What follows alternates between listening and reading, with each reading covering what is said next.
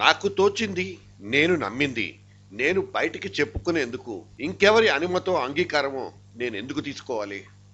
ఎవరి మనోభావాలను బలవంతంగా నా మీద రుద్దితే దాన్ని దౌర్జన్యమనక ఇంకేమనాలి? ఈ ఉద్యమ సమయంలో ఇలా భావ ప్రకటన స్వేచ్ఛకు భంగం వాటిల్లుతున్న సందర్భాలు మనకు లెక్కకు మించే కనబడతాయి. రాజీనామాకు వ్యతిరేకించిన ఒక ఎంపీని నయానో భయానో ఒప్పించడానికి తెలంగాణ వాదులు ఒక వింత పద్ధతిని ఆశ్రయించుకున్నారు.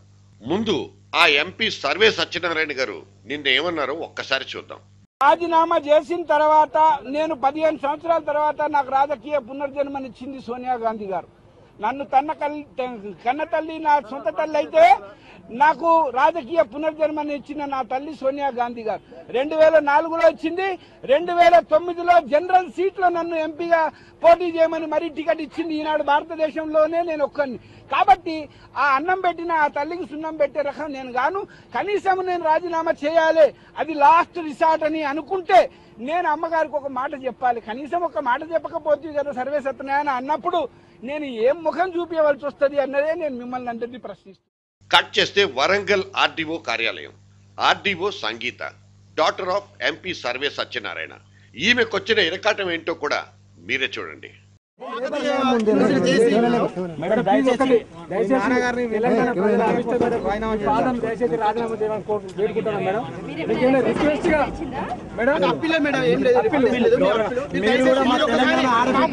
మా ముందు ఒకసారి ఫోన్ చేసి మాట్లాడండి మేడం.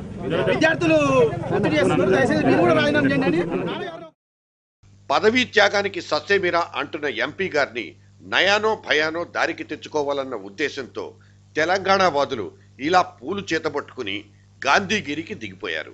ఎంపీ గారి కూతురి గడ్డం పట్టుకుని బతిమిలాడ్డం మొదలు పెట్టారు.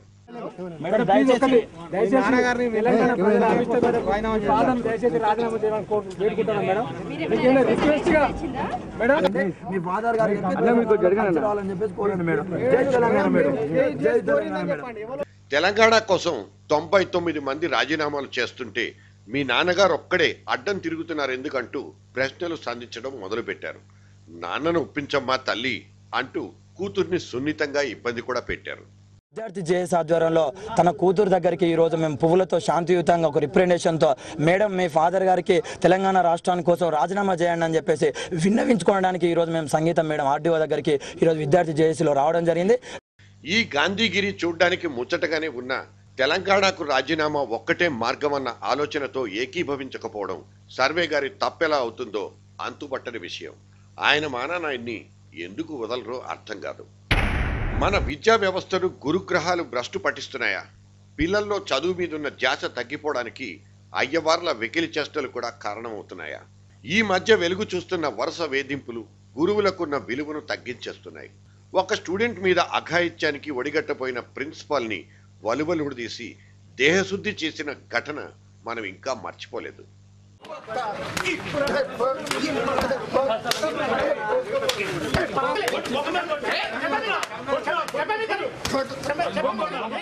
గురు సాక్షాత్ పరబ్రహ్మ అనిపించుకుని మన నుంచి పూజలందుకుంటున్న గురువులే కీచకులవుతుంటే బాలికలకు చదువులు దూరమైపోతున్నాయి.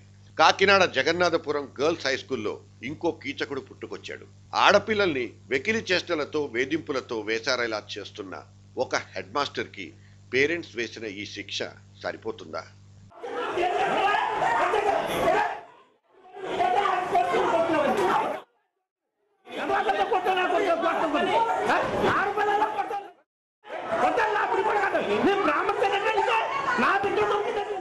ఏదో వంకతో తమని తగులుతూ వికృతానందం పొందేవాడని, ఇక తమకు స్కూల్ అంటేనే భయమేసేలా చేస్తున్నాడని ఈ హెడ్ మాస్టర్ తమకు వద్దే వద్దని ముక్త కంఠంతో చెప్తున్న ఈ స్టూడెంట్స్ కు న్యాయం జరుగుతుందా? ఇలా నుంచుంది సార్, నుంచుంటే చెప్పవే అసలు మాట్లాడేవే అని ఇలా కొట్టారు సార్. ఇక్కడ కొడితే ఇది మామూలుగా తగిలింది సార్. లేడీస్ కదా సార్, అందుకు సార్. నన్ను కూడా ఫస్ట్ అలాగే కొట్టారండి. నేను ప్రైవేట్ క్లాస్లో కొట్టారండి నన్ను కూడా అలాగా. అంతే అండి, నన్ను కూడా అక్కడే కొట్టారండి. అక్కడే కొడుతుంది. మాకు ఆ హెడ్ మాస్టర్ వద్దండి. అడిగితే నేను చెప్పలేదని నన్ను చెస్ట్ మీద కొట్టారు సార్. మళ్ళీ అవి మూలకాల పేర్లు స్పీడ్గా చెప్పమన్నారు. నాకు అలా రాదు సార్, మధ్యలో అడగండి సార్ అంటే నేను అలా అడగను, మీరు స్పీడ్గా చెప్పండి అన్నారండి.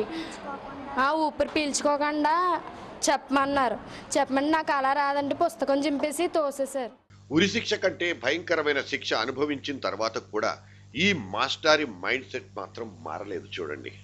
క్లాస్లో మేము కష్టపడి పాఠాలు చెప్తాం. లాస్ట్ ఇయర్ మాకు 70% తీసుకొచ్చాం. ఎక్కువ మంది పాస్ అయ్యారు. నాకు మంచి పేరే ఉంది తప్ప చెడ్డ పేరు ఎప్పుడూ లేదు. 8,000 10,000 ఖర్చు పెట్టి పిల్లల మీద ఖర్చు పెట్టి సొంత కూతుళ్ళలో చూసుకున్నాను తప్ప నేను ఎవరి మీద ఎటువంటి పనులేమి ఎప్పుడు లేదు. నా మీద అభియోగాలే లేవు. 30 ఏళ్ల సర్వీస్లో అటువంటిది నేను ఎరగను. అసలు మంచి పేరే ఉంది కాకినాడ పట్టణంలో. లేదు అటువంటి ఆరోపణలు చేస్తే నేనేం చేయని చెప్పండి. చెప్పు దెబ్బలతో నయం అవ్వలేని ఈ కుక్క కాట్ల వల్లే స్కూళ్ల నుంచి డ్రాపౌట్లు పెరుగుతున్నాయన్న అందులో ఆశ్చర్యం ఉండదేమో.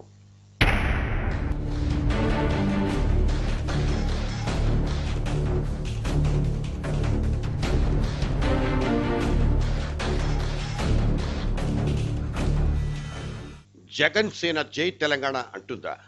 అవుననే సమాధానాలే వినిపిస్తున్నాయి. అందుకు కావలసిన సందు దొరికింది. వెతకబోయిన తీగ కాలికే తగిలినట్లు అందుకు సందర్భము వచ్చేసింది. అటు కేంద్రాన్ని ఇటు రాష్ట్ర ప్రభుత్వాన్ని దులిపి పారేసేందుకు ఆయనకిదో మహత్తర అవకాశం. 2010లో సమైక్యాంధ్ర నినాదాలు చేస్తూ పార్లమెంటులో బోర్డుతో సహా అడ్డంగా నిలబడి దొరికిపోయిన జగనుడు తన తండ్రి బాటలోనే పయనిస్తారని అందరూ అనుకున్నారు. ఇక అదే విధంగా తన ఓదార్పు యాత్రను కూడా సీమాంధ్రలోనే కొనసాగించారు. వరంగల్లో చేపట్టిన యాత్రలో తన పట్ల వ్యతిరేకత వ్యక్తమైన నేపథ్యంలో ఇన్నాళ్ళు జగన్ తెలంగాణ వైపు కన్నెత్తి కూడా చూడలేదు. ఆయనకు తెలంగాణలో ఉన్న సానుభూతి పరుల్ని కలుపుకోవాలన్నది ఆలోచనగానే మిగిలిపోయింది. అయితే అందుకు ఆయన ఇన్నాళ్లు అనుసరిస్తున్న సమైక్యవాదమే అడ్డంగా నిలిచింది. కొండా సురేఖ వంటి వాళ్లు అండగా ఉన్న తెలంగాణ అనుకూలమైన వైఖరిని ఆయన మాత్రం చూపించలేకపోయారు. ఇప్పుడు గనక తన పందా మార్చుకుని వ్యవహరిస్తే తెలంగాణలో సైతం తన పార్టీ జెండాల్ని రెపరెపలాడించవచ్చన్నది ఆయన అనుకూలురైన వాళ్లు అంటున్న మాటలు. జగన్ కూడా అందుకు సుముఖంగానే ఉన్నారని, ఆ మేరకే కొండా సురేఖ జయసుధ వంటి వాళ్లతో రాజీనామాలు చేయించారనే ప్రచారం కూడా జరుగుతోంది. వీళ్ల రాజీనామాలు రేపటి రోజున తన పార్టీ తెలంగాణ యాత్రలో ఖచ్చితంగా ప్రచారానికి పనికొస్తాయన్నది జగన్ ఆలోచనగా ఉండొచ్చు. ఇక ఆ మేరకు రేపు 9వ తేదీన తన కొత్త పార్టీ ప్లీనరీ సమావేశాల్లో తెలంగాణకు అనుకూలంగా ఒక తీర్మానము చేసే విధంగా ఆయన పావులు కదుపుతున్నారన్నది తాజా సమాచారం. ఒకవేళ జగన్ కనుక తెలంగాణ అనుకూల వైఖరి తీసుకున్నా అతనికి 15 నుంచి 20 సీట్లు మాత్రమే ఆ ప్రాంతం నుంచి వస్తాయి తప్ప అదనంగా చేకూరే ప్రయోజనం అంటూ ఏమీ ఉండబోదనే వాదన కూడా ఉంది. ఇప్పటికే సీమాంధ్రలో జగన్ తనదైన రాజకీయ ముద్రను వేసుకున్నారని, ఇక తెలంగాణ ప్రాంతంలో కూడా ఎంతో కొంత పట్టు సాధించుకోవడానికి ఇంతకంటే మించిన తరుణం మరొకటి లేదన్నది ఆ పార్టీ నాయకులు అంటున్న మాట. కేంద్రం ప్రజల మనోభావాలకు అనుగుణంగా వ్యవహరించాలన్నదే తమ పార్టీ అభిప్రాయం అనే ప్రచారాన్ని ఆయన చేపడతారని తెలుస్తోంది. మొత్తం మీద తాను సమైక్యవాదినంటూ జనంలో పడిన ముద్రను తుడిచేసుకుని తెలంగాణ తోకను పట్టుకుని ఈసారి మహబూబ్ నగర్ వైపు నుంచి తన దండయాత్రను జగన్ ప్రారంభిస్తారని కర్ణ పిశాచాల కథనాలు. ఈసారి జగన్ తెలంగాణలో పేలుతుందా? అందుకు మనం కాదు జవాబులు చెప్పాల్సింది. Kalvakuntla Chandrashekar Rao ఉరఫ్ కేసీఆర్ఏ. Phone in a friend please.